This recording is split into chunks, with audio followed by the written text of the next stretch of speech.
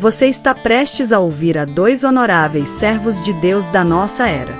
O primeiro, já falecido, é o autor britânico David Gooding, que nasceu em 16 de setembro do ano 1925 e faleceu em 2019. Ele foi professor emérito de grego do Antigo Testamento na King's University de Belfast e membro da Royal Irish Academy. Ele ensinou a Bíblia internacionalmente e deu palestras sobre sua relevância e importância para a filosofia, as religiões mundiais e a vida cotidiana. Ele publicou trabalhos acadêmicos e populares, que são publicados em vários idiomas. O outro, John Lennox, nasceu em Armagh, Reino Unido, em 7 de novembro do ano de 1943. Ele é professor emérito de matemática na Universidade de Oxford e membro emérito em matemática e filosofia da ciência no Green Templeton College. Além de trabalhos acadêmicos, publicou diversos livros sobre a relação entre a ciência e o cristianismo. Ele deu palestras internacionalmente e participou de vários debates televisivos com alguns dos principais pensadores ateus do mundo. O conceito de salvação é central para o Novo Testamento, e a razão disso é óbvia. Quando Cristo estava prestes a nascer, José, o futuro marido de Maria, foi instruído a dar-lhe o nome de Jesus, a forma grega de um nome hebraico que significa Jeová salva. Esse nome foi lhe dado por um anjo que disse, porque ele salvará o seu povo dos seus pecados. Mateus 1 verso 21. A salvação, portanto, foi o propósito da vinda de Cristo ao mundo. O Filho do Homem veio buscar e salvar o que se havia perdido. Lucas 19 verso 10. Ver também João 3 verso 17. 1 Timóteo 1 verso 15. Compreensivelmente, então, as palavras salvação, Salvador e salvar aparecem com enorme frequência no Novo Testamento. Além disso, salvação é um termo muito amplo. Ele engloba muitos dos outros termos que estudamos neste livro, como justificação, resgate, regeneração, vida eterna, etc., pois cada um desses termos define um aspecto da salvação. Ademais, o conceito de salvação frequentemente está presente em passagens e em contextos em que a palavra em si não é explicitamente utilizada. Portanto, um estudo da salvação nos ajudará a revisar os assuntos que estudamos neste livro. O verbo grego equivalente ao verbo salvar, sozo, possui várias conotações. Ele pode ser utilizado para falar de resgatar alguém de um perigo, ou para falar de livrar uma pessoa de uma doença, com o mesmo significado de o curar. Nos Evangelhos, vemos Jesus salvando as pessoas nesses diferentes sentidos. Em resposta ao clamor de Pedro, Senhor, salva-me, Cristo salvou do afogamento, Mateus 14 versos 30 a 31. Ele curou uma mulher que estava doente havia muitos anos e comentou, Filha, a tua fé te salvou, vá em paz, Lucas 8 verso 48. Ele assegurou a um homem cuja única filha tinha acabado de morrer, não temas, crê somente, e será salva. E então foi à casa desse homem e ressuscitou a filha dele, Lucas 8 versos 49 a 56. Em outras ocasiões, porém, Cristo utiliza o termo salvar em um sentido moral e espiritual. Por exemplo, ele disse a uma mulher pecadora que havia se arrependido, os teus pecados te são perdoados. A tua fé te salvou, vai-te em paz, Lucas 7 versos 48 a 50. Pois bem, é nesse sentido que as palavras salvar e salvação são utilizadas com mais frequência no Novo Testamento, e muitas das curas físicas e das libertações realizadas por Cristo servem também como ilustrações da salvação espiritual. Em João 9, quando nosso Senhor deu a visão a um homem que havia nascido cego, ele utilizou essa salvação física como uma ilustração ou uma figura de sua capacidade de dar visão espiritual aos que são espiritualmente cegos. Disse-lhe Jesus, eu vim a este mundo para juízo, a fim de que os que não veem vejam e os que veem sejam cegos. João 9 verso 39. É principalmente, embora não exclusivamente, do aspecto moral e espiritual da salvação que nós iremos tratar ao longo deste capítulo. Ora, como esse é um termo amplo que denota o que Deus fez, está fazendo e ainda irá fazer pelo crente, nós trataremos dele em 3 tempos verbais, passado, presente e futuro. De acordo com o Novo Testamento, Deus deseja que todos sejam salvos, e, Por isso, Cristo deu a si mesmo em resgate por todos os homens. 1 Timóteo 2 versos 3 a 6. A boa notícia é, portanto, que a salvação está disponível para todos, mesmo que só seja eficiente para as pessoas que creem. Assim que uma pessoa passar a crer, no entanto, ela pode dizer com razão que a sua salvação já ocorreu. Ela não precisa se limitar a dizer, eu espero ser salvo um dia. Ela pode, adequada e justificadamente, utilizar o verbo no passado e dizer, eu fui salva. Falando aos crentes, o Novo Testamento diz, pela graça sois salvos, Efésios 2 verso 5. Isso não significa que os crentes já experimentaram toda a salvação, pois algumas fases da salvação estão ainda por vir, estão no futuro. Mas a verdade permanece que certas fases da salvação têm efeito e são consumadas no momento em que um indivíduo confia pessoalmente em Cristo. Dentre essas fases estão: primeiro, o perdão. No caso da mulher pecadora mencionada acima, Cristo utilizou o verbo no passado, tua fé te salvou, Lucas 7 verso 50. De modo semelhante, o apóstolo João diz, filhinhos, escrevo-vos porque, pelo seu nome, vos são perdoados os pecados, 1 João 2 verso 12, e o apóstolo Paulo escreve, Deus vos vivificou juntamente com ele, perdoando-vos todas as ofensas, Colossenses 2 verso 13. Várias metáforas são utilizadas nas Escrituras para nos impressionar com a completude desse perdão. Veja alguns exemplos de como Deus colocou nossos pecados fora de sua visão. Lançaste para trás das tuas costas todos os meus pecados. Isaías 38 verso 17. Deus colocou nossos pecados fora do alcance. Quanto está longe o Oriente do Ocidente, assim afasta de nós as nossas transgressões. Salmos 103 verso 12. Deus colocou nossos pecados fora da existência. Eu mesmo, sou o que apaga as tuas transgressões. Isaías 43 verso 25. Deus colocou nossos pecados além da lembrança. Nunca mais me lembrarei dos seus pecados. Jeremias 31 verso 34. Deus colocou nossos pecados além da recuperação. Quem, ó Deus, é semelhante a ti, que perdoas a iniquidade? O Senhor lançará todos os nossos pecados nas profundezas do mar. Miqueias 7 versos 18 e 19. A segunda fase é a regeneração e a nova vida espiritual. Note o que Bíblias diz, não pelas obras de justiça que houvéssemos feito, mas, segundo a sua misericórdia, nos salvou pela lavagem da regeneração e da renovação do Espírito Santo. Tito 3 verso 5. Mas Deus, estando nós ainda mortos em nossas ofensas, nos vivificou juntamente com Cristo. Porque pela graça sois salvos, por meio da fé, e isso não vem de vós, é dom de Deus. Não vem das obras, para que ninguém se glorie. Efésios 2 versos 4 a 9. A terceira fase é a reconciliação com Deus. Paulo escreveu aos Romanos, e não somente isto, mas também nos gloriamos em Deus por nosso Senhor Jesus Cristo, pelo qual agora alcançamos a reconciliação. Romanos 5 verso 11. A salvação não diz respeito apenas ao passado de uma pessoa. Ela afeta o presente também. Um bom exemplo pelo qual começarmos é o de Zaqueu. Leia a história dele em Lucas 19 versos 1 a 10. Quando a salvação chegou à casa de Zaqueu, não lhe levou apenas o perdão por seus pecados passados, mas também alterou, no presente, de forma drástica, o seu estilo de vida. A salvação começou a ativar a consciência social dele. Como ele havia extorquido das pessoas mais impostos do que ele estava legalmente autorizado a fazer, ele agora estava se oferecendo para devolver 4 vezes mais do que o que ele havia pegado. Mais do que isso. Ele não conseguia mais se contentar em guardar um monte de dinheiro apenas para o deleite dele, ainda que legalmente, enquanto muitos de seus concidadãos eram pobres. Eis que eu dou aos pobres, disse ele, metade dos meus bens. A preocupação com os pobres, com os doentes e com os deficientes sempre foi uma das marcas do verdadeiro cristianismo.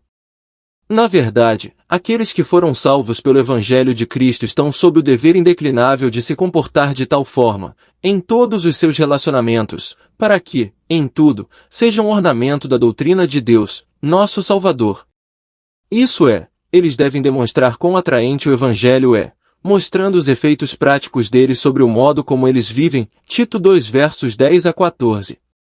Aqui está outra área em que a salvação deve exercer controle sobre o que o cristão faz com sua vida. Cristo diz isso desta forma: qualquer que quiser salvar a sua vida perdê-la-á, mas qualquer que perder a sua vida por amor de mim e do Evangelho, esse a salvará. Marcos 8 verso 35. Compreenderemos melhor essa afirmação, se observarmos que a palavra grega aqui traduzida por vida possui uma ampla gama de significados. Ela pode significar a vida física de alguém, como em Mateus 2 verso 20 já morreram os que atentavam contra a vida do menino. Pode significar também a vida interior de alguém, tudo aquilo que faz da vida mais do que mera existência, o amor, a energia, o intelecto, as emoções, as habilidades, as ambições e os desejos. Como em 3 João 2, desejo que te vá bem em todas as coisas e que tenhas saúde, assim como bem vai a tua alma, ou seja, a vida. Na afirmação feita por Nosso Senhor, Marcos 8 verso 35, essas duas conotações estão presentes, como veremos em breve. Mas como alguém pode salvar a sua vida, ou a sua alma, ao perdê-la? Isso parece contraditório. Na verdade, só é possível entender essa afirmação se lembrarmos que esse mundo não é o único que existe, há um outro, a saber, o reino de Deus.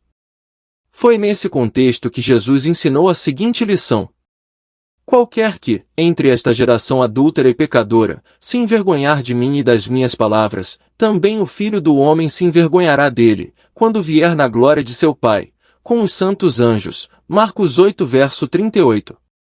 Cristo havia acabado de anunciar que as autoridades de Jerusalém iriam condená-lo à morte. E Pedro, ao afirmar que, se isso acontecesse, eles teriam de executá-lo também, tentou persuadir Cristo a evitar sua própria morte. Mas Cristo não iria comprometer sua missão apenas para salvar a sua própria vida.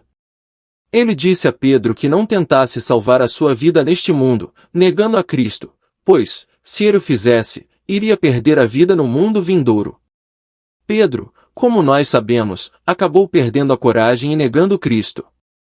Mas isso foi apenas um lapso temporário do qual Cristo restaurou com sua intercessão. Lucas 22 versos 31 a 34. Mas a lição continua válida para todos nós. É verdade que nós não ganhamos a salvação por morrermos por Cristo. A salvação é um dom gratuito. Mas não podemos ter o dom da salvação sem termos o Salvador. A vós, dizem as Escrituras, vos foi concedido, em relação a Cristo, não somente crer nele, como também padecer por ele. Filipenses 1 verso 29. Suponha, então, que tenhamos de enfrentar a seguinte decisão: ou negamos e renunciamos a Cristo e salvamos nossa vida física neste mundo, ou mantemos nossa fé nele, permanecemos fiéis a ele e perdemos a nossa vida neste mundo. Então, é necessário estar preparados para perder a nossa vida neste mundo, certos de que iremos salvá-la no mundo por vir. Pelo contrário, se salvarmos a nossa vida neste mundo negando Cristo, iremos perdê-la no mundo vindouro. Além disso, a vida que temos neste mundo não é algo que podemos colocar em um cofre para proteger. A vida tem de ser vivida, suas energias, seu tempo, suas ambições, seu amor e suas habilidades têm de ser utilizados com as pessoas ou com coisas ou com projetos. A questão é, no que devemos gastá-los?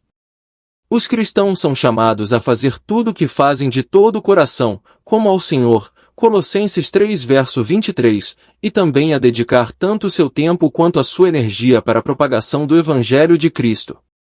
E, se eles decidirem viver realmente dessa maneira, cedo ou tarde, eles se envolverão em todo tipo de abnegação e terão de realizar inúmeros sacrifícios. Para um homem mundano, o cristão parece estar desperdiçando sua vida e jogando-a fora. Mas, na realidade, tudo o que um cristão faz para Cristo ou gasta por Cristo e nos seus interesses se torna eternamente importante, recebe um significado permanente e eterno. E os seus resultados irão durar para todo sempre. João 12 verso 25.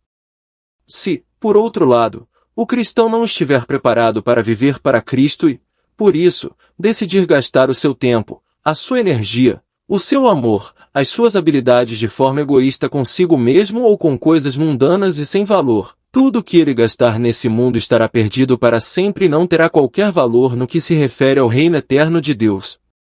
E, quando Cristo, em sua segunda vinda, examinar as obras desse cristão, as obras dele serão queimadas, e ele sofrerá perdas, mesmo que a salvação esteja guardada para ele. 1 Coríntios 3 versos 10 a 15.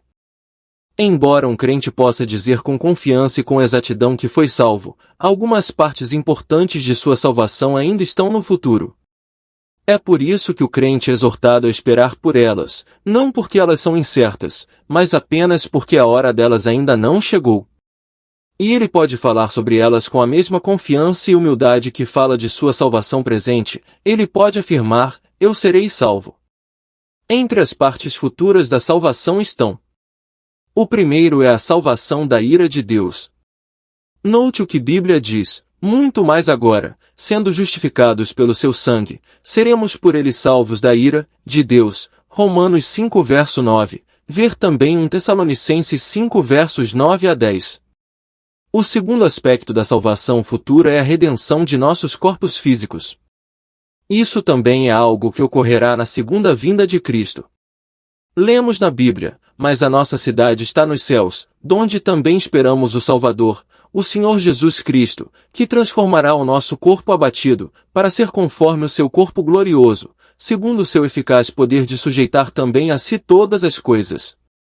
Filipenses 3 versos 20 a 21.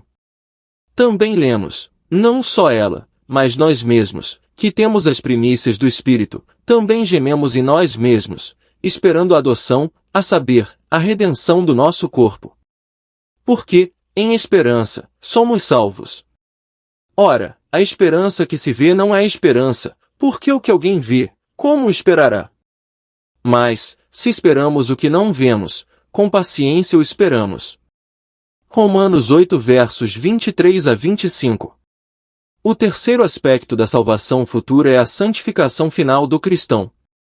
Lemos na Bíblia: bendito seja o Deus e Pai de nosso Senhor Jesus Cristo, que, segundo a sua grande misericórdia, nos gerou de novo para uma viva esperança, pela ressurreição de Jesus Cristo dentre os mortos, para uma herança incorruptível, incontaminável e que se não pode murchar, guardada nos céus para vós. 1 Pedro 1 versos 3 a 5. Também, quando Cristo, que é a nossa vida, se manifestar, então, também vós vos manifestareis com ele em glória. Colossenses 3 verso 4. O quarto aspecto da salvação futura é a entrada do cristão no céu. A entrada de um cristão no céu pode ocorrer de duas maneiras. Aqueles que morrem antes do retorno do Senhor deixam o corpo para habitar com o Senhor, 2 Coríntios 5 verso 8, embora o seu corpo físico ainda não tenha sido ressuscitado. E, então, na vinda do Senhor, os corpos desses crentes serão ressuscitados, os corpos dos crentes que ainda estiverem vivos serão transformados, e todos serão arrebatados para encontrar o Senhor nos ares. 1 Tessalonicenses 4 versos 13 a 18. Eis aqui vos digo um mistério: na verdade, nem todos dormiremos, mas todos seremos transformados, num momento, num abrir e fechar de olhos, ante a última trombeta, porque a trombeta soará, e os mortos ressuscitarão incorruptíveis, e nós seremos transformados. E, quando isto que é corruptível se revestir da incorruptibilidade, e isto que é mortal se revestir da imortalidade, então, cumprir-se-á a palavra que está escrita: tragada foi a morte na vitória. 1 Coríntios 15 versos 51 a 54. É com esse sentido que as Escrituras dizem: a nossa salvação está, agora, mais perto de nós do que quando aceitamos a fé. Romanos 13 verso 11, mais perto porque, a cada dia, a segunda vinda de Cristo se aproxima ainda mais.